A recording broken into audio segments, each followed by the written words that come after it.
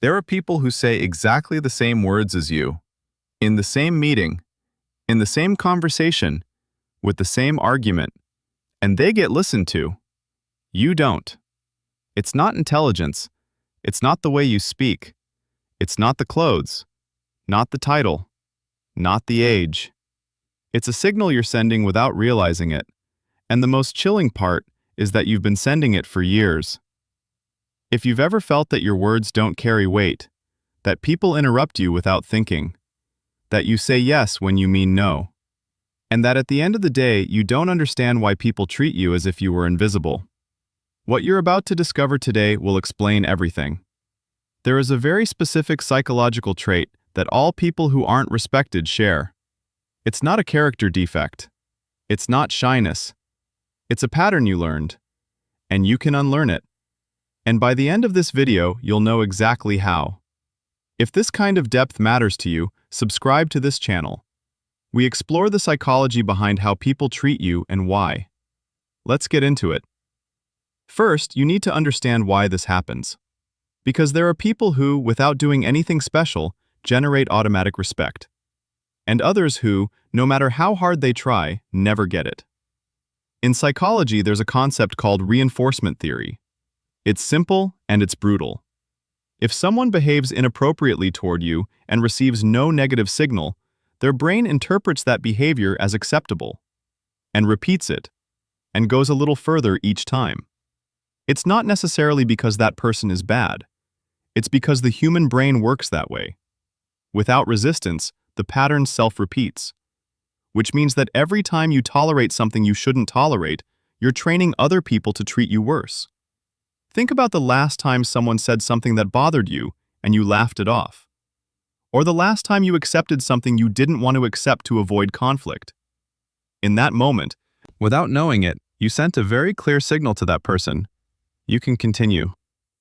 And that person continued. And there are 3 very specific ways you do this without realizing it. 3 traits that all people who aren't respected share. When you hear them, you'll recognize yourself in at least one.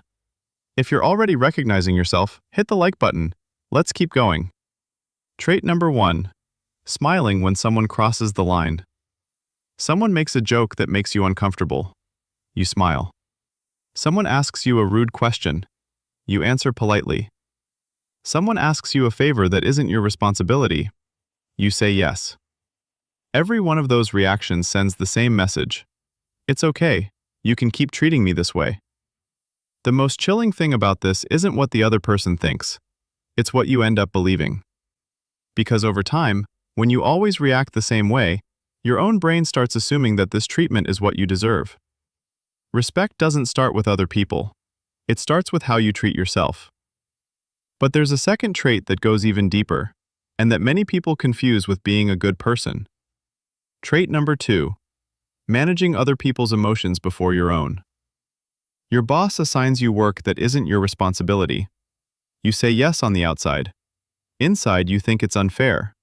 But you smile because you don't want to create tension. That's not courtesy. When it becomes a habit, it's fear. Fear that the other person will feel uncomfortable. Fear of ruining the atmosphere. Fear of being rejected. And that fear has a very specific origin.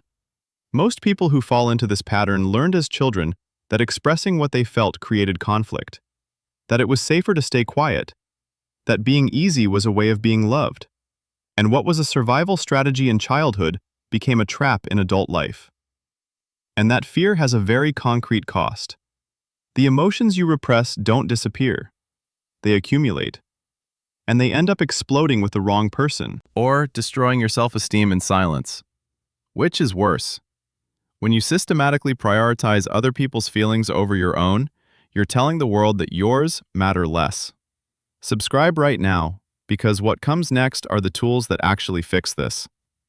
And then there's the third trait, the most invisible of all, because it doesn't happen in what you say, but in how you say it.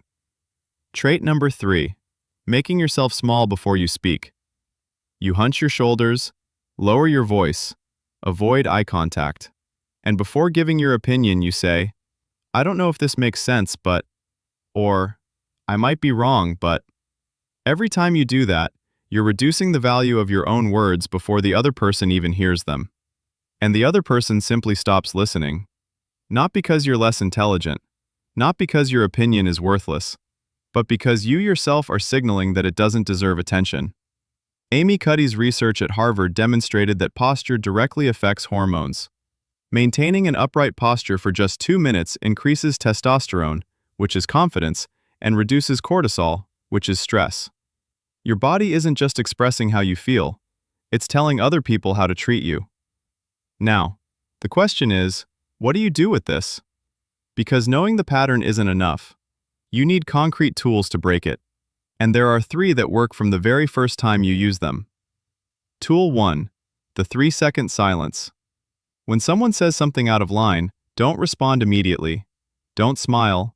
Don't rush to smooth the situation. Simply look that person in the eyes for 3 seconds. In silence. Those 3 seconds do something no verbal response can do. They force the other person to reflect on what they just said. Without saying a single word, you're projecting that you're not someone who gets walked on. In communication, whoever isn't in a rush to break the silence holds the power. Tool 2. Eliminate automatic apologies. Stop apologizing for existing. I know I might be wrong, but... Sorry to bother you. I'm not sure, but...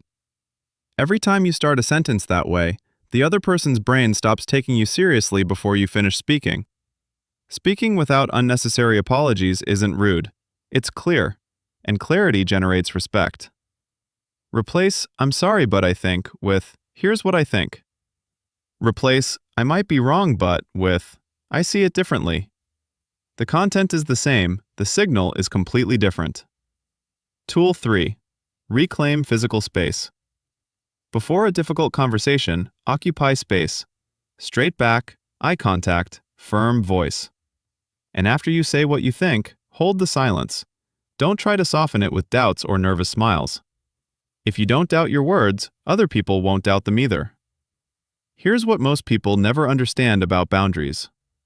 Relationships without limits seem comfortable at first, but they end in exhaustion, in resentment, in the feeling that nobody really sees you. Relationships with clear boundaries are the ones that last, because they're based on real respect, not fear. Being clear isn't being cold. Being clear is being honest, and honesty is the only foundation on which respect is built. The respect you don't give yourself cannot come from outside. You can change jobs, change partners, change cities, but if the pattern lives inside you, it repeats everywhere you go.